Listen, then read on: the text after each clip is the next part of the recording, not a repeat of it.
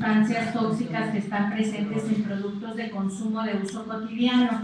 Le agradecemos a la doctora Lilia Albert por haber venido desde Jalapa a estar aquí con nosotros. Ella es parte del equipo que ha elaborado y revisado minuciosamente este material. Ella es especialista en toxicología ambiental y evaluación del riesgo y fundadora de la Sociedad Mexicana de Toxicología. También nos acompaña y le agradecemos al maestro en Ciencias Fernando Bejarano González. Él es sociólogo con una maestría en el Colegio de Posgraduadas de Ciencias Agrícolas en el Estado de México, director de la Red de Acción y Plaguicidas y sus Alternativas, RAPAM-AC, y de su programa el Centro de Análisis de Acción en Tóxicos y sus Alternativas, conocido como CATA. Es también un punto de enlace para América Latina de la Red Internacional de Eliminación de Contaminantes Orgánicos Persistentes, IPEN, y representante de IPEN ante el Comité Coordinador de América Latina y el Caribe para el Enfoque Estratégico Internacional sobre Sustancias Químicas a nivel internacional, conocido por sus siglas en inglés como SAICOM. También queremos agradecer a esta última organización IPEN, que es la que nos apoyó con fondos para realizar esta publicación, precisamente para dar a conocer la problemática que tienen algunas sustancias químicas que ya veremos ahorita adelante. La idea de sacar tóxicos en el hogar 2 también es en un contexto en el que México carece de una legislación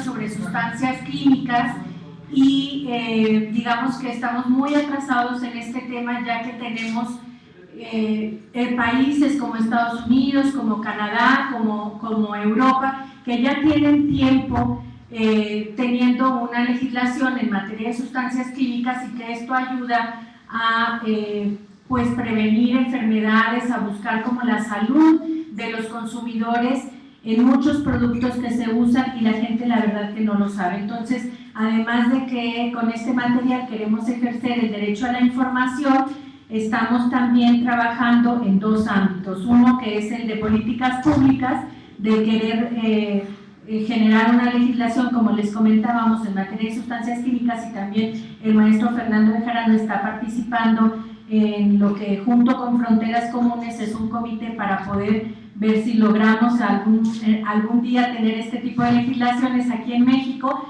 porque la verdad que generalmente pues lo que está haciendo la Semarnat y Cofepris es nada más estar protegiendo a las industrias, y hay muy pocas acciones para evaluar los riesgos de muchas sustancias, o ni siquiera necesitan evaluar los riesgos porque ya están evaluados en muchos otros países y no se necesita gastar en esta materia, pero sí estar prohibiendo ya el uso de sustancias en productos que ya está bastante documentado todo el daño que causan a la salud y al medio ambiente.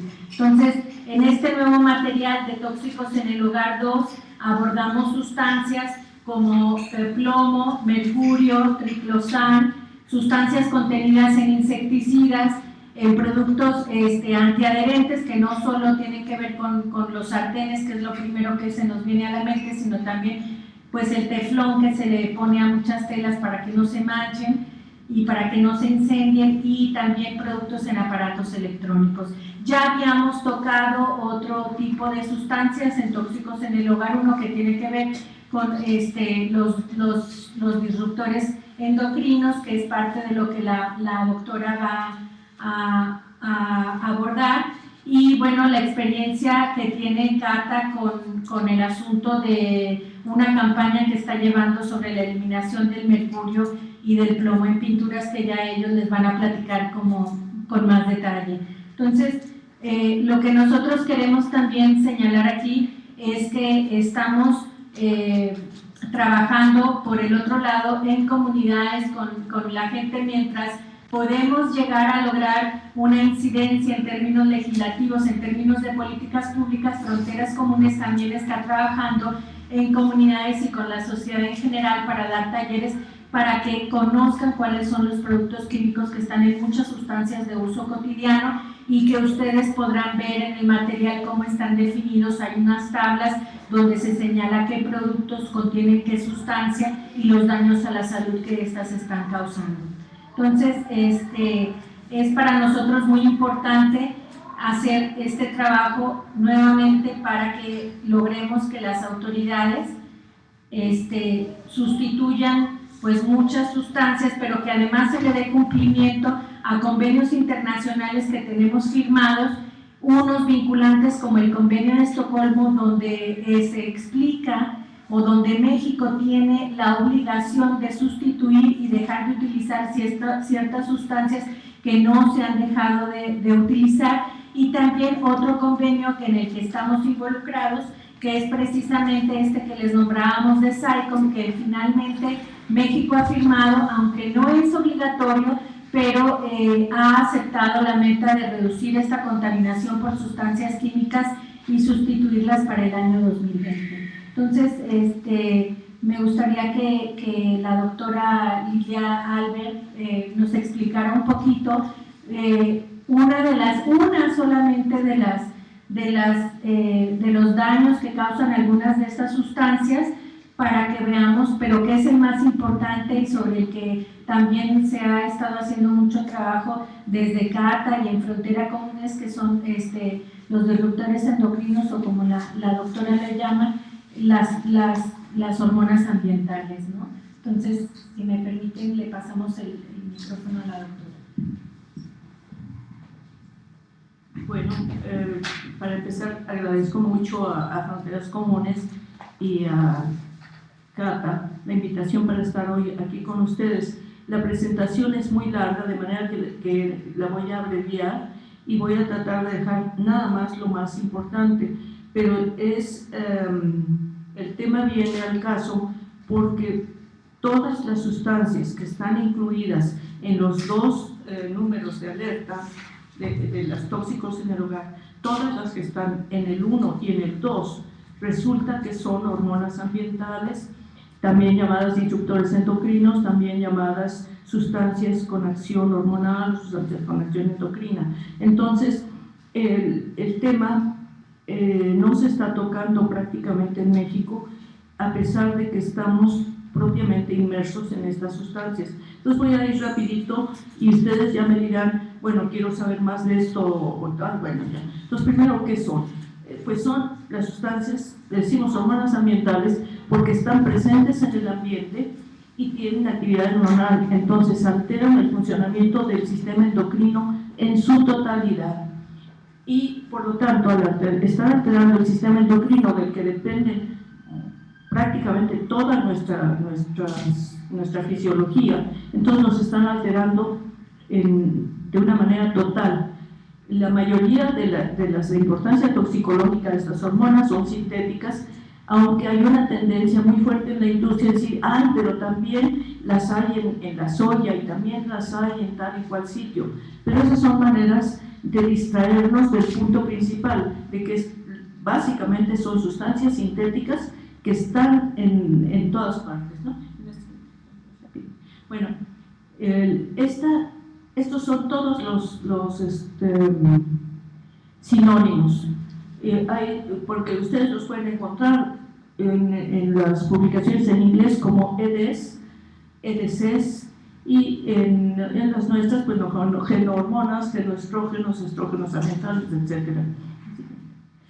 Esta es una definición reciente que es mucho mejor que la definición oficial de la EPA de Estados Unidos, mucho mejor que la definición de la Organización Mundial de la Salud, porque es general y dice que es una sustancia exógena o mezcla de sustancias exógenas que interfiere con cualquier aspecto de la acción hormonal. Ya al decir con cualquier aspecto de la acción hormonal, ya estamos diciendo todo. ¿Por qué nos debe preocupar? Bueno, porque llevamos años, estamos hablando fácilmente 50 años de que en el mundo se están observando trastornos relacionados con el sistema endocrino. ¿Qué trastornos? Bueno, los vamos a ver en un rato más. Porque además de eso se han visto estos trastornos de tipo hormonal en los animales silvestres, y porque al hacer los estudios en el laboratorio resulta que también en los animales de experimentación, de manera que no es algo que nada más nos ocurre a nosotros o nada más por decirles a las ratas de laboratorio, que eso es uno de los argumentos de la industria más fuertes. Dicen, es en las ratas, es decir, que nosotros no, ¿verdad? Pero no es así. O es, sí, pero es en las focas. No es cierto, es en todos. Entonces, esto es uno, los cuentas son, aquí es un punto de cómo se cuenta. Y según el Endocrine Disruptor Exchange, que es un grupo especializado en este tema, llevan calculadas 870 hasta hace un año. Mientras que la EPA, después de 10 años de estar discutiendo qué va a hacer, dice que va a evaluar 75. ¿Por qué solo va a evaluar, dice 73? Es un error de dedos, son 75. ¿Por qué? Bueno, porque está diciendo que nada más los que causen un efecto reproductivo o un efecto tiroideo, y si causan cualquier otro efecto, ya la EPA no los está tomando en cuenta.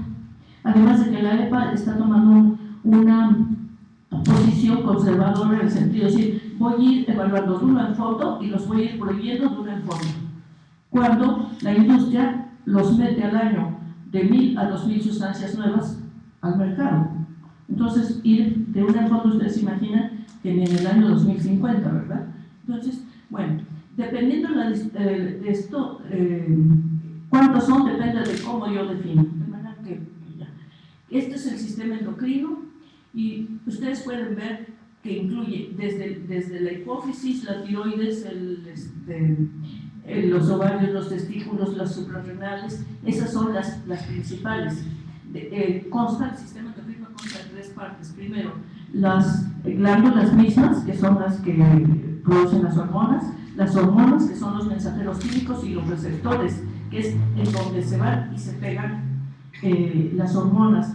Y este sistema endocrino es el sistema de comunicación que usa el organismo para llevar a una estabilidad, para que tengamos una estabilidad, que es lo que en medicina se llama una homeostasis. Entonces son esenciales para la reproducción, para el desarrollo, para el metabolismo, desde el punto final son esenciales. ¿Qué órganos y funciones controlan? Bueno, la verdad, todos. El metabolismo, la diferenciación sexual, el desarrollo fetal, el desarrollo cerebral. ¿En dónde está? Ahí yo puse los más importantes y están en estos 2 números de los tóxicos en el hogar. O sea, los plásticos, ¿qué plástico? Cualquier plástico. Plástico, todos los plásticos. Los plastificantes, que en un plástico rígido, por lo menos el 40% son plastificantes, y en un plástico flexible como las bolsas estas del súper es hasta 60% que son plastificantes. O sea, los detergentes, los cosméticos, los metales. ¿Qué metales? Justamente los de estos números: el plomo, el mercurio, el cadmio, el zinc, el manganeso. Los textiles, porque los textiles se les ponen tratamientos para que no se arruguen, para que no se manchen, para que tantas cosas, ¿verdad? Los plaguicidas, desde luego, los disolventes, los productos industriales y enormes cantidades más. Algunas son más ambientales, esto es nada más para que se hagan una idea. Es interesante que entre los plaguicidas no nada más están limitadas a los que ya nos conocemos históricamente, los organoclorados, el TTT, el VHC, etc., sino que ya se ha demostrado que tienen propiedades hormonales. Los plaguicidas, estos más recientes, los piretroides, por ejemplo, la cipermetrina, el benvalerato, en fin, la nitrosolina, la atrazina, fenoles. Todos estos fenoles son los productos de cuando se rompen los detergentes líquidos, como tipo shampoo. ¿Sí? Los shampoos tienen esta cualidad. Bueno, entonces nada más para que hagan una idea de qué son, cuántos son miles. En la siguiente. Los antecedentes, empiezan los antecedentes en 1950 y sin embargo no se reconocen sino hasta 1992. Y después de que se reconocieron en 1992, como yo les comentaba, ahorita en el 2012 es la hora que la EPA está pensando si regula o no regula 75. Bueno, esta es nada más para su ilustración, la doctora Carson, que en 1962 publicó su libro Primavera Silenciosa, que fue el primer voz de alerta sobre los plaguicidas organoclorados. En su momento la doctora Carson fue muy atacada, se dijo de ella, lo menos que era una mujer emocional, que su libro no tenía pruebas científicas, que era un ataque a la industria que estaba salvando a la humanidad de las plagas. Bueno, después ya se supo que ella tenía razón. Este es el doctor Jensen, que empezó a encontrar, él hacía estudios sobre la grasa de los animales estos, y empezó a encontrar que además del DDT y estas cosas, salían otro montón de picos, y él decía, ¿qué será? Quiero decirles que nosotros, los que en ese tiempo hacíamos también investigación, también vimos los picos, pero nunca se nos ocurrió que a él sí se le ocurrió, son los policlorobifenilos, y estos son algunos de los efectos de los PCBs. O sea, algunos, quiero decir, no todos. Ahora, los primeros casos identificados de disrupción hormonal, o sea, de presencia de hormonas en el ambiente, empieza justamente con los cocodrilos de la Florida, que a lo mejor son lagartos, no sé, o caimanes, y sigue con una demostración de que el semen de los hombres en Dinamarca después de la Segunda Guerra Mundial ha bajado de una manera catastrófica, y los espermatozoides remanentes son de baja movilidad, son defectuosos y no tienen mucha capacidad, de manera que eso lo que lleva es a un problema reproductivo. ¿Qué hacen las hormonas ambientales? Hacen todo, alteran la síntesis de las hormonas, se unen a sus receptores, agitan sus receptores, imitan a las hormonas normales o las antagonizan, afectan el transporte, aceleran su destrucción. Entonces, al interferir en todos estos puntos, alteran absolutamente el funcionamiento de todo el organismo. Se nota más en algunos casos, por ejemplo, el sistema reproductivo, cuando hay, ustedes lo han visto esto es ahora normal, los problemas que hay de esterilidad, como hay clínicas de fertilidad proliferando por todas partes, bueno, eso ya es una prueba. Los problemas que hay de disfunción en los hombres, con todo el éxito del Viagra, por ejemplo, también es algo que puede estar relacionado. Entonces, nos afecta absolutamente. En los últimos informes yo les comentaba que están encontrando relación inclusive con el autismo y con el síndrome de hiperactividad, o sea, trastornos neurológicos, en donde nos exponemos en todas partes. En nuestra casa, que justamente de esto tratan los dos números de tóxicos en el hogar, en el trabajo, en la calle, en el campo. Y quiero decirles que si nosotros los ciudadanos, digamos, comunes y corrientes, no tenemos ninguna protección, en peor situación están los trabajadores, que son los que están expuestos a concentraciones mayores. En donde, estos son algunas fotos, pues, de algunas sustancias en las que, o artículos de uso cotidiano en los que puede haber hormonas ambientales. Ok, ¿qué sucede con esto? Primero, la dosis en la que actúa es baja o muy baja, tan baja que ni siquiera tenemos los métodos para detectarlas. ¿Cómo estamos expuestos? La exposición es inevitable, es continua, y no estamos expuestos a uno, estamos expuestos a muchos. O sea, no es cuestión de que yo diga, yo ya no quiero estar expuesto a las hormonas ambientales, porque a veces simplemente con alguna de las sustancias que aquí vienen en este cuaderno de tóxicos en el hogar, quizás simplemente al lavarme las manos ya me las lavé con triclosan, y el triclosan pues todavía no está en la lista, pero les juro que no tarda en estar, porque su fórmula ya nos indica que tiene esa capacidad. Los efectos son insidiosos, no se notan, son ambiguos, son múltiples y ocurren a muy largo plazo, a veces en el descendiente, no en la persona expuesta, en su no en la mamá, por decir, o en el papá, en el hijo, a veces en el nieto. De manera, y esto es lo que pasa en los animales silvestres, que podemos, a lo mejor no nos interesa tanto lo que pasa en los animales silvestres, en los seres humanos aquí sí nos interesa mucho. Por ejemplo, la esterilidad, las alteraciones en el desarrollo sexual, esto que se llama la pubertad prematura o la menopausia prematura, las malformaciones congénitas que son bastante comunes en los niños varones, las enfermedades metabólicas que ahorita están de moda, el síndrome metabólico, la obesidad, la diabetes, están asociadas con estas sustancias, y los déficits neurológicos que yo les comentaba, el autismo, el síndrome de hiperactividad, la baja en el coeficiente de inteligencia, trastornos conductuales, desarrollo neurológico lento, etc. Ok, estas son las tendencias epidemiológicas que ya se ha visto que están asociadas con estas sustancias, y destacan, por ejemplo, el aumento de los cánceres relacionados con el aparato reproductivo, o sea, el cáncer testicular, el cáncer de ovarios, el cáncer de mama, que normalmente se achacan a otras cosas. Y esto es lo que dijo en 1999 la Academia de Ciencias de Estados Unidos, dijo, esto es un problema. Han pasado 10 años y en Estados Unidos todavía siguen discutiendo de qué tamaño es el problema y qué van a hacer con el problema. Nosotros en México estamos todavía más atrás, porque aquí todavía nadie dice que esto es un problema. Y entonces, los factores de riesgo.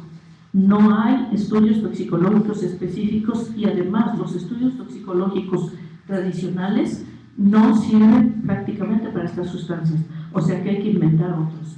Se utilizan en cualquier... sus usos son numerosos, dice que nos pueden afectar, realmente nos afectan a todos, no es que nos pueden afectar, no, algunos más, algunos menos. No sabemos a cuántas sustancias estamos expuestos, no sabemos cuáles son las más importantes, no sabemos qué puede pasarnos, cuáles pueden tener efectos que se suman a los de las hormonas naturales, y cuáles deben ser estudiados a la brevedad y cuáles deben prohibirse ya. Entonces, esto es una cosa, lo que sabemos es muy poco en relación con lo que no sabemos. Esto es el mejor, ¿qué será? La mejor idea que se me ocurrió para mostrarles que lo que no sabemos es enormes cantidades. Y en el caso de nuestro país no solo no sabemos, sino ni siquiera estamos poniéndole atención. Ok, entonces este es más o menos, también esto es una cosa que yo hace mucho que tengo y que me gusta, que estamos apurados trabajando para mejorar nuestra vida, y de pronto pues se nos pasa la mano y la mejoramos, digamos, un poquito de más. Entonces, esto es lo que acaba de pasar en septiembre del 2012, que en esta conferencia internacional sobre la gestión de las sustancias químicas se acordó por primera vez en el mundo que reconocer que este es un tema importante de política global, que no ha sido reconocido, que es insuficientemente estudiado, que cada vez se sabe más de ellos, y por lo tanto que se necesita proteger a la humanidad y a los seres vivos de estas sustancias. Entonces se acordó, pues yo diría que de esto lo que a nosotros nos toca realmente sería el punto 2, elevar el nivel de conciencia, o sea, ayudar para que la mayor parte de la población entienda de qué se trata. Para eso es que sirve este tipo de documentos que están escritos para el ama de casa normal, el señor normal, no traen grandes temas, grandes palabras difíciles, y es importante difundir. Y entonces, otra cosa es que cuando nos dicen es que no está probado que cause efectos adversos a la salud, como acaba de pasar ahorita con los transgénicos y el estudio de Francia, es que no está probado, es que lo que están diciendo, que todavía no hay pruebas suficientes, pero no que no se deba, no que la sustancia sea inocua, o sea, considerar que no está probado quiere decir que es buena, no es cierto, es una manera de darle largas a las decisiones. Entonces, para eso, en el futuro, lo que se necesita es basar en el principio de precaución cualquier acción futura. ¿Y qué es el principio de precaución? Ante las señas iniciales de que hay un problema, se deben tomar medidas ya de control antes de que pase la situación a un total descontrol. Bueno, aquí ustedes pueden encontrar más información. Yo puse en el orden en que puede ser importante buscarlas y de verdad los invito a que lean con cuidado el folleto y si no tienen el primero, pues que se comuniquen aquí con Marisa para que les consiga el primero, para que le den la mayor difusión posible a este tema, para que hagamos el esfuerzo de que la mayor parte de la población empiece a enterarse y eventualmente logremos que haya una política pública en el país en el que realmente se tome esto en cuenta. De otra manera, estamos mucho más expuestos de lo que ustedes pueden imaginarse. Muchas gracias. Le agradecemos a la doctora Lilia Albert esta exposición. Le pasamos el micrófono al maestro Fernando Bejarano. Ya sé que no ahorita preguntas y vemos los cuadernos. Gracias. Muchas gracias, Marisa, y buenos días a todos y todas. Bueno, en primer lugar, pues felicitar a Marisa Yacot y a la doctora Lilia Albert por este esfuerzo de difusión de un problema que pasa desapercibido por la mayor parte de la población y que también al parecer pasa ignorado por las autoridades ambientales y de salud del país. Estamos bombardeados por una publicidad que nos dice que cierto tipo de productos nos van a resolver algunas necesidades de manera muy cómoda y segura, cuando en realidad estos productos, símbolos del avance, de la modernidad, pues representan un riesgo para la salud y el ambiente.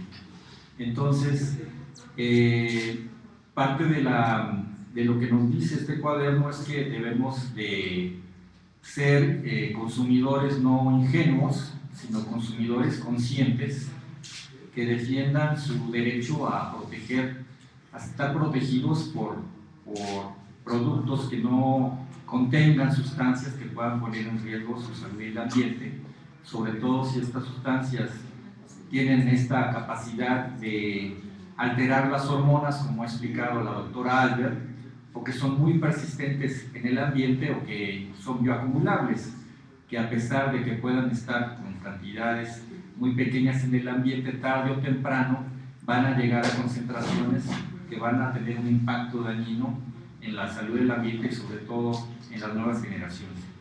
Entonces este cambio, ojalá que este cuaderno, pues que estos dos esfuerzos, tóxicos en el lugar 1, tóxicos en el lugar 2, puedan ser comentados por ustedes, difundidos, para crear esta cultura crítica respecto al consumidor, pasar de ser un consumidor pasivo a un ciudadano activo que defienda esta política pública que no existe en el país. Algunas de estas sustancias, como decía la doctora Albert, han sido reconocidas por la comunidad internacional en distintos convenios convocados por Naciones Unidas porque representan un peligro mundial. Es el caso del mercurio, donde actualmente se está trabajando en un convenio internacional, precisamente en enero del año siguiente va a ser la última reunión de negociación y se espera que este convenio internacional obligatorio esté para firma en el año que entra, en octubre, y el gobierno de Japón está muy interesado en que le ponga al convenio el convenio de Minamata, recordando la tragedia de precisamente el mercurio que, liberado por una fábrica, se acumuló en el pescado de la bahía, contaminó a pescadores, causándoles malformaciones y problemas neurológicos. El mercurio, como dice aquí el cuaderno, pues se encuentra en los termómetros.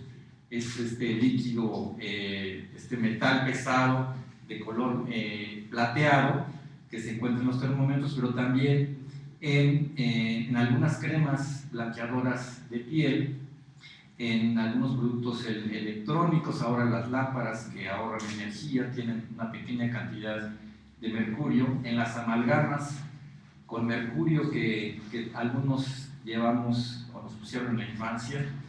Y pues este mercurio tiene problemas porque es un fuerte tóxico que afecta el sistema neurológico y que entonces, además de ser disruptor endocrino, lo que se ha estudiado más es su impacto neurológico.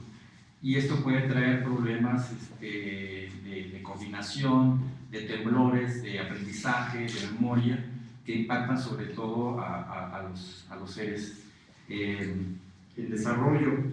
Entonces, lo que decimos nosotros es que el problema es muy complejo, estamos expuestos a un montón de sustancias y se requiere un cambio en la política.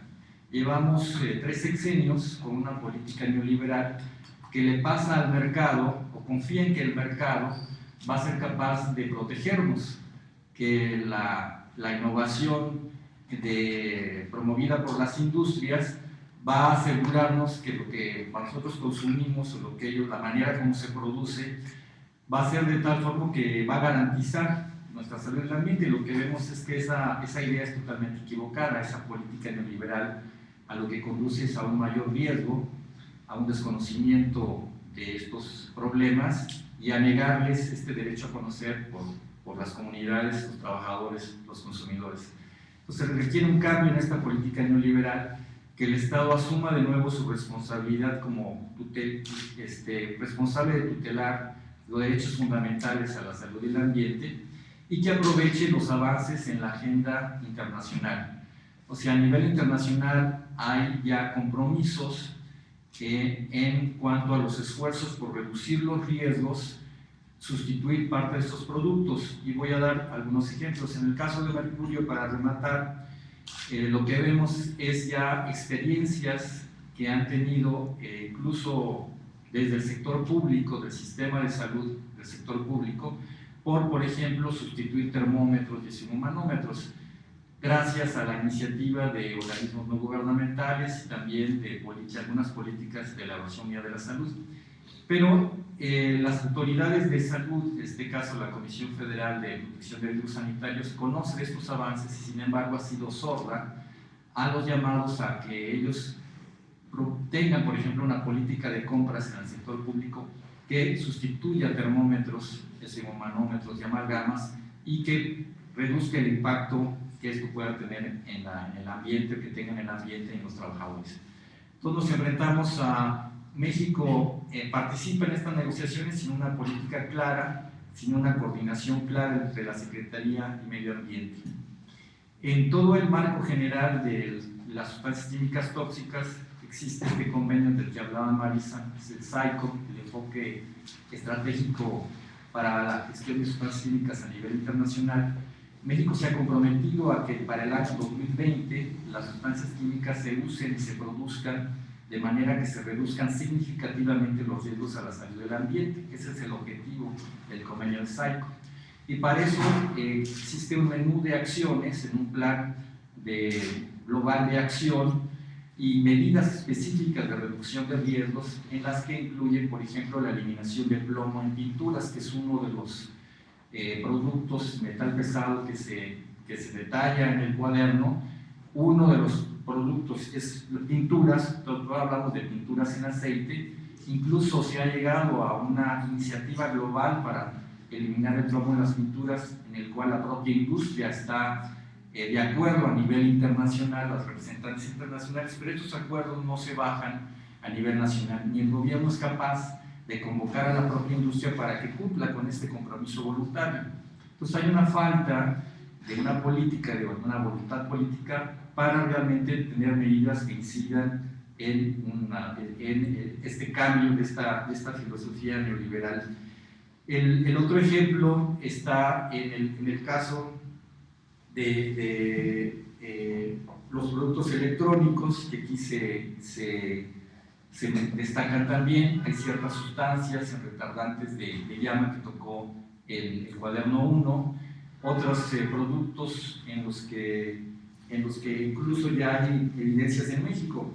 Regresando al tema del plomo, nosotros incluso en el 2009 dimos a conocer la medición de varias marcas comerciales de pinturas de aceite que tenían altas concentraciones de plomo en esas pinturas de aceite, y no sabemos que las autoridades hayan precisamente tomado la ventaja de este acuerdo para quitar el plomo en las pinturas para llevarlo a la práctica. Igual hay evidencias ya de la existencia de mercurio en las cremas blanqueadoras de la piel por tanto una medición en la cual IPEN organizó una medición global, como de investigadores de la Facultad de Medicina de la Universidad de Chihuahua, y tampoco se ha dado a conocer a la opinión pública las acciones de COFEPRIS. Entonces, pues esto es un reflejo de que se requiere pues, que los consumidores, la comunidad estén mejor informados.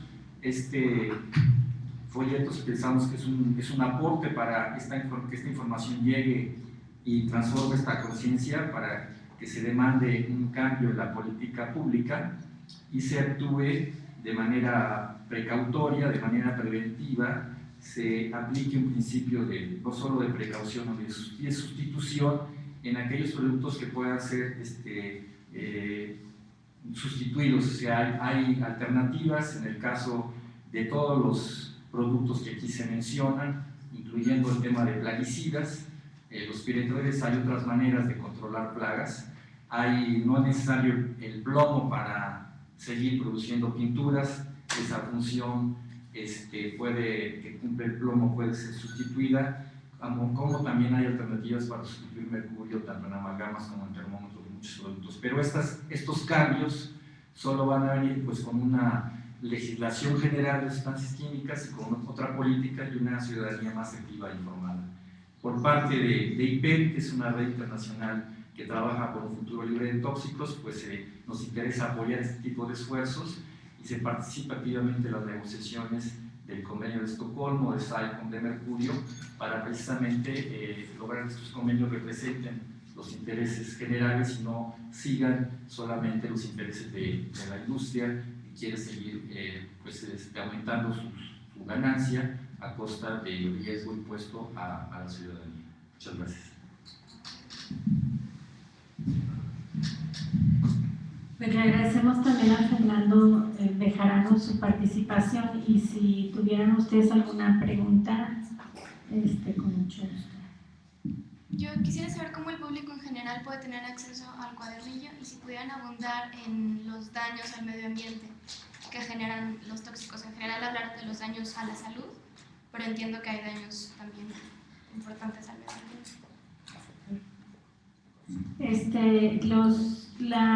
Los cuadernillos los pueden encontrar en la página de Fronteras Comunes. El número 1 está como bajo la liga www.fronterascomunes.org/tóxicos hogar,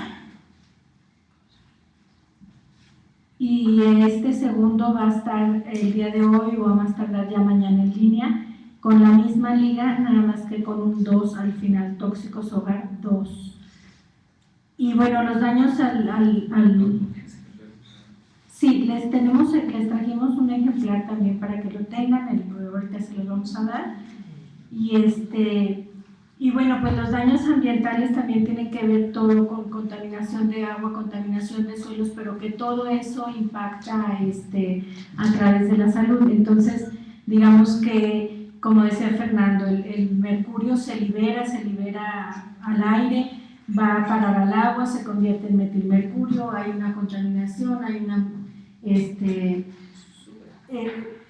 pero finalmente llega otra vez a la cadena humana, a la cadena de los animales, y es donde causa el impacto. Es decir, todos estos daños a la salud están ligados también a través de medios, ¿no? Como llegan a través de los alimentos, a través del agua contaminada, a través del suelo contaminado, a través del aire contaminado, y los impactos van a ser a la salud, pero también, bueno, pues a los animales, a las plantas, a los ecosistemas.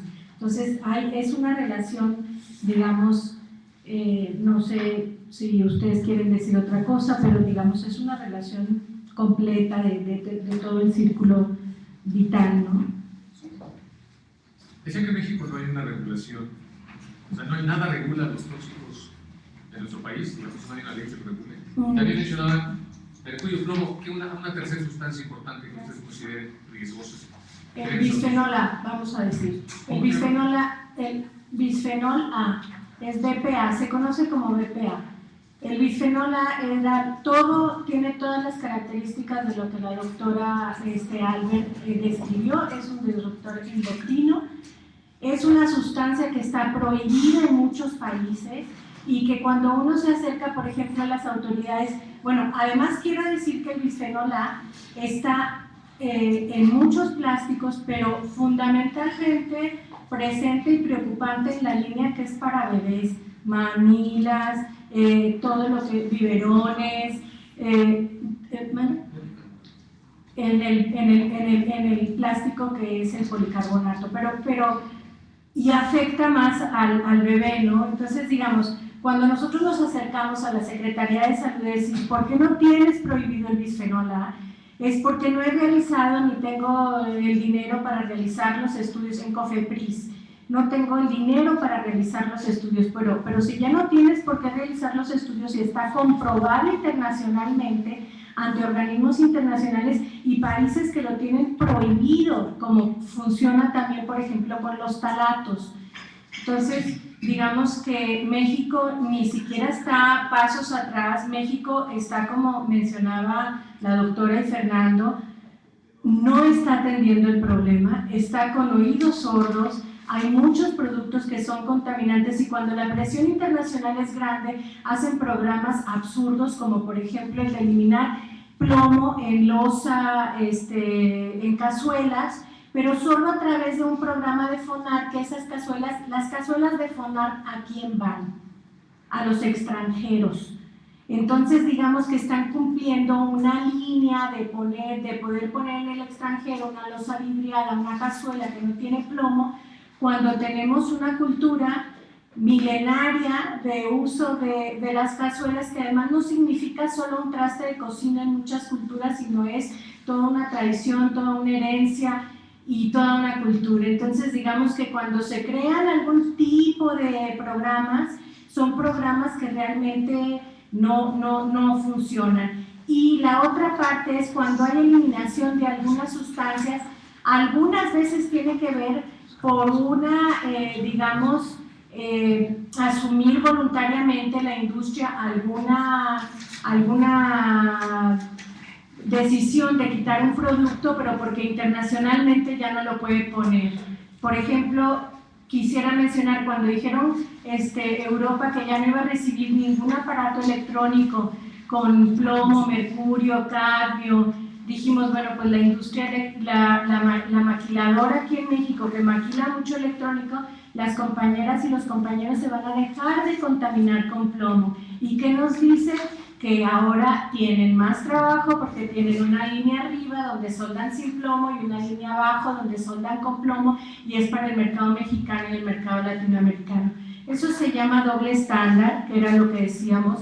No queremos un doble estándar porque si hay compañías químicas, las industrias químicas son globales, y si no están poniendo muchos productos y muchas sustancias en productos en otras partes del mundo, no tienen por qué estarlas poniendo aquí.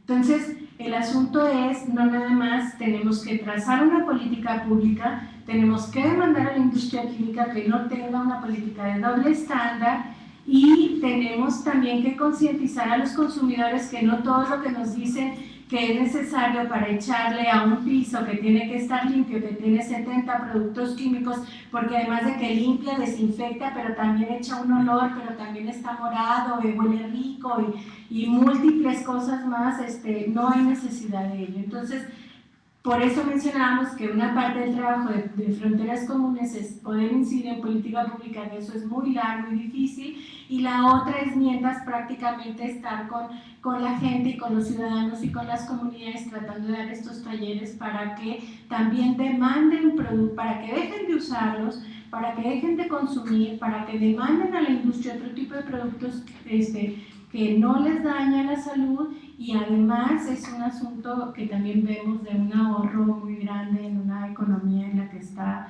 muy golpeada como la nuestra, ¿no? Sí. Sí, sobre algunas de estas sustancias hay normativas, por ejemplo en plaguicidas, hay decenas de distintas normativas, pero estas normativas son dispersas y estas normativas no están ligadas a una política de prevención y a una política de sustitución de sustancias que en sí mismas ya representan un riesgo. Entonces lo que decimos no es que no haya nada, lo que hay es insuficiente, es fragmentado, y si no está ligado a una política, todas estas oportunidades a nivel internacional se desaprovechan en beneficio del mercado.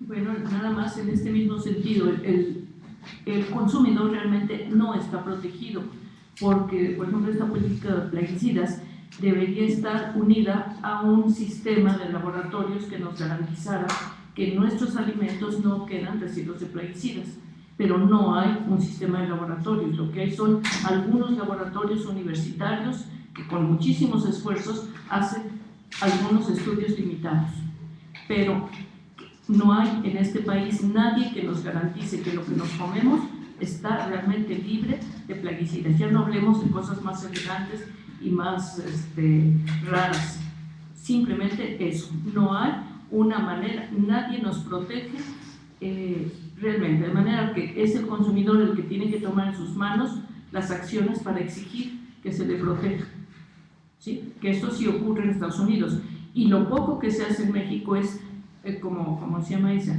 para que el alimento que se exporta vaya conforme a lo que piden las autoridades del país al que llega.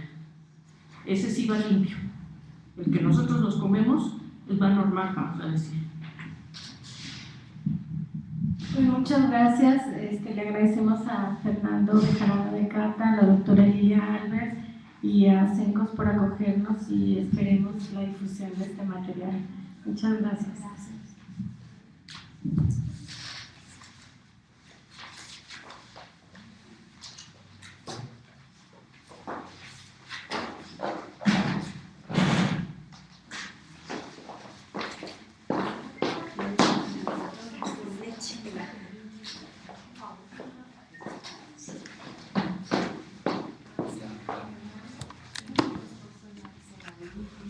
Ah,